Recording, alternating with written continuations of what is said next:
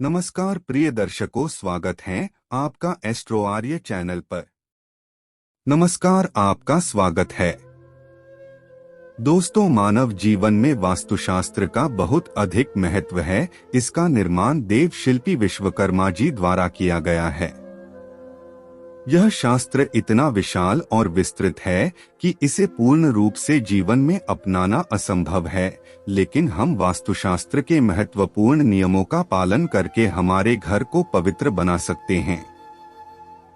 वास्तुशास्त्र में भवन के निर्माण से जुड़े कई महत्वपूर्ण नियम बताए गए हैं। भवन के निर्माण से पूर्व भूखंड का चयन कैसे करना चाहिए, किस प्रकार का भूखंड भवन के निर्माण के लिए सर्वोत्तम होता है, तथा भवन के पास स्थित वृक्ष, मंदिर, पेड़ पौधे, मार्ग आदि का भी विचार किया जाता है। उसके बाद घर का निर्माण करते समय घर के मुख्य द्वार की दिशा को सबसे अधिक महत्व दिया गया है। भवन का द्वार कौन सी दिशा में होना श्रेष्ठ फल प्रदान करता है। अलग अलग दिशाओं का महत्व भी अलग अलग होता है, इसीलिए भवन का मुख्य द्वार बनवाते समय मुख्य द्वार की दिशा को ध्यान में रखना बहुत आवश्यक होता है। यदि गलत दिशा में मुख्य द्वार का निर्माण किया जाए तो इसके अशुभ परिणाम प्राप्त होते हैं। घर के अंदर वास्तु दोष उत्पन्न होते हैं और उस घर में निवास करने वाले लोगों को जीवन में कई परेशानियों का सामना भी करना पड़ता है। भवन के मुख्य द्वार के आकार का भी ध्यान रखना आवश्यक होता है। वास्तुशास्त्र के अनुसार भवन के मुख्य द्वार को लकड़ी से बनाना ही श्रेष्ठ बताया गया है। लकड़ी से बना मुख्य द्वार ही श्रेष्ठ फल प्रदान करता है। अन्य चीजों से लकड़ी का द्वार नहीं बनवाना चाहिए। हमारे शास्त्रों में ऐसे वृक्षों के बारे में बताया गया है, केवल उन वृक्षों की लकड़ी से ही मुख्य द्वार बनवाना चाहिए। अन्य वृक्षों की लकड़ी से बने प्रवेश द्वार शुभ परिणाम नहीं देते हैं। यदि इन शुभ वृक्षों की लकड़ी से प्रवेश द्वार बनवाया जाता है तो उस भवन में निवास करने वाले लोगों को हमेशा उन्नति मिलती है। उस घर में कभी दुख दरिद्रता नहीं आती है। इन लकड़ियों से निकलने वाली सकारात्मक ऊर्जा से घर का वातावरण पवित्र और सकारात्मक बनता है। ऐसे घर में मां लक्ष्मी का निवास होता है और देवी देवता भी प्रसन्न होकर ऐसे घर में प्रवेश करते हैं। इसीलिए घर का मुख्य द्वार बनवाते समय इस बात का विशेष ध्यान रखना चाहिए कि आप इन वृक्षों की लकड़ी का ही इस्तेमाल करें। तो चलिए जान लेते हैं घर का मुख्य द्वार कैसा होना चाहिए, जिससे घर में सुख शांति बनी रहे और धन संपत्ति का आगमन हो। दोस्तों, अगर आप इस चैनल पर नए हैं तो इसे सब्सक्राइब जरूर करें ताकि आपको ऐसी ही वास्तुशास्त्र से जुड़ी जानकारी प्राप्त हो। आगे बढ़ने से पहले आप कमेंट में जय श्री कृष्णा और जय मां लक्ष्मी जरूर लिखे। सबसे पहली बात दोस्तों, वास्तुशास्त्र में कहा गया है कि भवन का मुख्य द्वार अर्थात आपके घर का प्रवेश द्वार आपके घर के अन्य दरवाजों से आकार में बड़ा होना चाहिए। मुख्य द्वार कभी अन्य दरवाजों से छोटा नहीं होना चाहिए ताकि घर के अंदर की और बाहर से आने वाली ऊर्जा का संतुलन बना रहे। अगर मुख्य द्वार आकार में छोटा होता है तो उस घर में हमेशा क्लेश और लड़ाई झगड़े होते रहते हैं। घर का मुख्य द्वार का आकार घर के अन्य द्वारों जितना भी नहीं होना चाहिए। मुख्य द्वार हमेशा ही बड़ा होना चाहिए, तभी इसका शुभ फल प्राप्त होता है। वास्तुशास्त्र में मुख्य द्वार से जुड़ी और एक महत्वपूर्ण बात बताई गई है कि मुख्य द्वार हमेशा 2 पल्लू का होना चाहिए।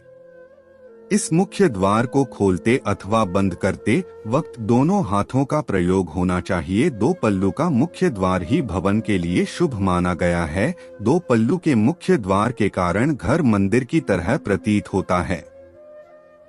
मां लक्ष्मी ऐसे ही घर में प्रवेश करती है।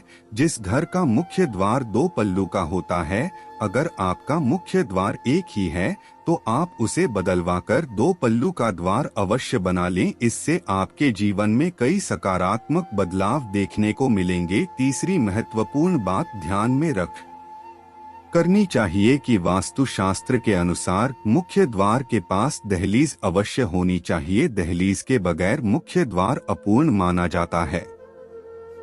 भवन के प्रवेश द्वार के पास दहलीज का होना अनिवार्य है। शास्त्रों में कहा गया है कि दहलीज भवन की रक्षा करती है। दहलीज के होने से घर में नकारात्मक शक्तियां प्रवेश नहीं कर पाती है। दहलीज की ऊंचाई 2 से 5 इंच तक होनी चाहिए। दहलीज की नियमित रूप से पूजा करनी चाहिए। दहलीज के पास नित्य घी का दीपक लगाने से माँ लक्ष्मी प्रसन्न होती है और घर में प्रवेश करती है। दहलीज पर शुभ चिन्ह अवश्य बनाने चाहिए, खासकर स्वस्तिक का चिन्ह न दहलीज के दोनों छोर पर बनवाना चाहिए। इससे घर में बुरी शक्तियां प्रवेश नहीं करती हैं।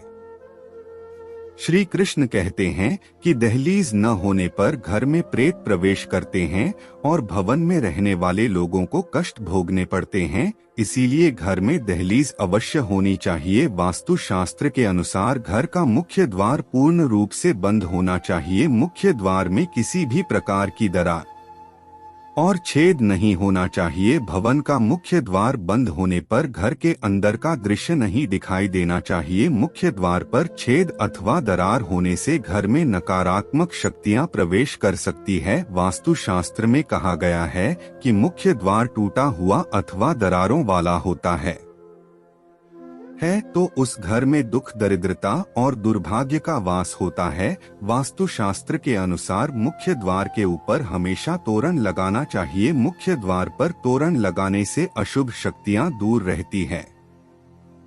घर में कभी दुर्घटना नहीं होती है और बुरी नजर से रक्षा होती है। इसके अलावा आप मुख्य द्वार पर शुभ चिन्ह और धार्मिक प्रतीक अवश्य लगाएं, जैसे शुभ लाभ, स्वस्तिक अथवा ओम का चिन्ह अवश्य लगाना चाहिए। इससे घर में सकारात्मकता बढ़ती है। वास्तुशास्त्र के अनुसार भवन के मुख्य द्वार के ठीक सामने कोई खंबा, दीवार, कोई बड़ा पेड़, पानी की टंकी आदि चीजें नहीं होनी चाहिए। ये चीजें सकारात्मक ऊर्जा के मार्ग में बाधा निर्माण करती है। इन वस्तुओं के कारण वास्तुवेध निर्माण होता है और जीवन में धन से जुड़ी समस्या का सामना करना पड़ा आता है। ये चीजें मुख्य द्वार के सामने होने से जीवन में आने वाले अवसर भी कम होने लगते हैं। श्री कृष्ण कहते हैं कि घर के मुख्य द्वार के पास स्वच्छता होनी चाहिए। नित्य घर के मुख्य द्वार के सामने जल का छिड़काव करना चाहिए और सुंदर रंगोली बनानी चाहिए। घर का मुख्य द्वार स्वच्छ होने से माँ लक्ष्मी प्रसन्नता से घर में प्रवेश करती है। मुख्य द्वार के सामने कभी गंदगी नहीं होनी चाहिए। इससे नकारात्मक वातावरण का निर्माण होता है। इसीलिए नित्य सुबह उठने के बाद मुख्य द्वार के सामने शुद्ध जल का छिड़काव करें और सुंदर रंगोली बनाएं। वास्तु शास्त्र के अनुसार मुख्य द्वार को खोलते अथवा बंद करते समय कर्ण कर्कश आवाज नहीं आनी चाहिए। इसे ध्वनि वेद कहा गया है। वास्तु शास्त्र में इसे बहुत अशुभ माना जाता है। मुख्य द्वार से निकलने वाली कारण कर्कश ध्वनि के कारण घर में क्लेश और लड़ाई झगड़े होते रहते हैं। यदि मुख्य द्वार से ऐसी आवाजें आती है तो उसे तुरंत ठीक कर लेना चाहिए, अन्यथा आगे चलकर यह आपके जीवन में कई परेशानियां खड़ी कर सकता है। मुख्य द्वार कभी भी बाहर की ओर नहीं खुलना चाहिए। बाहर की ओर खुलने वाला दरवाजा अशुभ संकेत देता है। घर में निवास करने वाली लक्ष्मी घर से चली जाती है। ऐसे घर में बार बार विपत्ति आती है और संकटों का सामना करना पड़ता है। धन का खर्च अकारण ही होता है और आर्थिक तंगी का सामना करना पड़ता है। ऐसे घर में रहने वाले लोग हमेशा कर्ज से परेशान रहते हैं। आइए अब जानते हैं घर का मुख्य द्वार कौन से वृक्ष की लकड़ी से बनवाना चाहिए। वास्तु शास्त्र के अनुसार चंदन, अशोक, नीम, अर्जुन, खैर, शीशम आदि वृक्षों की लकड़ी से बना प्रवेश द्वार धन संपत्ति में वृद्धि कराता है। रोहिणी, शर्त, श्रीपर, पतंग, लोध, नाग, केसर आदि वृक्षों की लकड़ी से बना प्रवेश द्वार सुख शांति प्रदान करता है।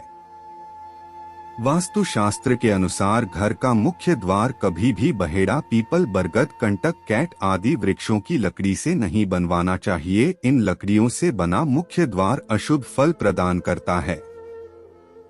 साथ ही जले हुए वृक्ष की अथवा जली हुई लकड़ी से प्रवेश द्वार नहीं बनवाना चाहिए, इससे घर का सर्वनाश हो जाता है। यदि आपका प्रवेश द्वार पूर्व दिशा में होता है तो चंदन की लकड़ी से बना प्रवेश द्वार सबसे अधिक शुभ फल प्रदान करता है।